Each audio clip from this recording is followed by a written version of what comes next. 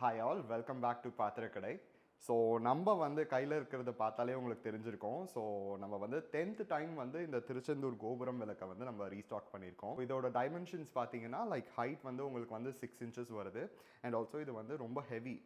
Like ஒரு விளக்கே வந்து உங்களுக்கு வந்து அப்ராக்சிமேட்லி 500 grams, அதாவது 1/2 கிலோ கிட்ட வருது உங்களுக்கு. இப்போ நம்ம பார்த்துட்டு இருக்கிறது விளக்கோட ஒரு க்ளோசர் லுக்.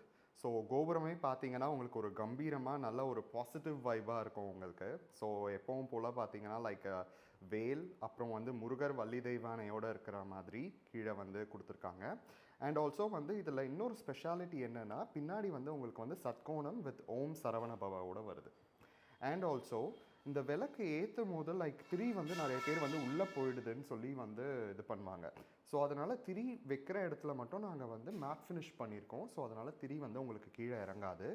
அண்ட் ஆல்சோ வந்து சைடில் வர இந்த டிசைன்ஸ் எல்லாமே பார்த்தீங்கன்னா, நம்ம வெள்ளி ஆசாரிங்க வந்து எப்படி பண்ணுவாங்களோ அதே மாதிரி தான் நகாஸ் ஒர்க் மாதிரி, அதாவது கையிலேயே தான் இதை வந்து என்கிரேவ் பண்ணுறது உங்களுக்கு பார்த்தீங்கன்னா.